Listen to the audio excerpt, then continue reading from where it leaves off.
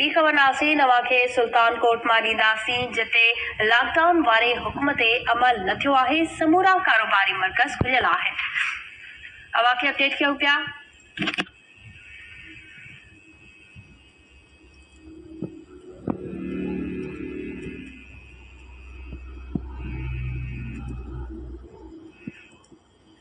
Hotels ऐं बाज़ारनि में rush आहे। अवांखे ॿुधायूं पिया, सुल्तानकोट में लॉकडाउन वारे हुक्म ते अमल न थियो आहे। समूरा कारोबारी मर्कज़ खुलियल आहिनि। होटल्स ऐं बाज़ारनि में रश आहे, जॾहिं त कोरोना SOPs खे नज़रअंदाज कयो वियो आहे। पुलिस ऐं इंतज़ामिया ख़ामोशी इख्तियार करे वरिती आहे।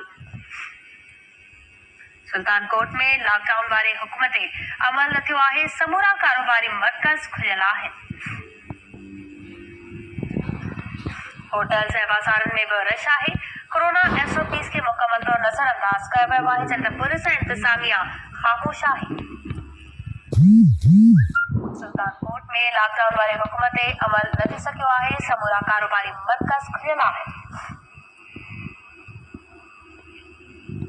अवांखे ॿुधायूं पिया, होटल्स ऐं बाज़ारनि में रश आहे। कोरोना SOPs खे मुकमल तौर ते नज़रअंदाज कयो वियो आहे।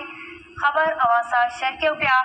सुल्तानकोट में लॉकडाउन वारे हुक्म ते अमल न थियो आहे। समूरा कारोबारी मर्कज़ खुलियल आहिनि।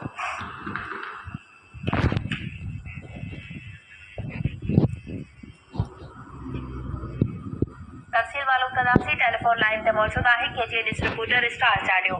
जी स्टार, कहिड़ा तफ़सील आहिनि?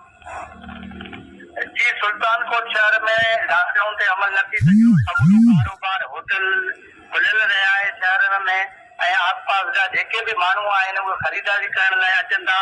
ऐं जॾहिं पूरे सिंध में हुकूमत पारां लॉकडाउन जे हुकुमनि ते अमल थियो आहे, ऐं सिर्फ़ु सुल्तानकोट में अमल न थियो आहे। हिते जेको आहे सुल्तानकोट जी पुलिस आहे, उन्हनि फ़ी होटल, दर्जी ऐं ॿिया जेके वॾा दुकान आहिनि उन्हनि खां फ़ी दुकान खां 1000 रुपयो, ऐं जेका नंढा दुकान आहिनि, सैलून वारा आहिनि, पकोड़ा आहिनि, रेड़ी वारा आहिनि, उन्हनि खां फ़ी दुकाननि खां 500 रुपया वरितो थो वञे।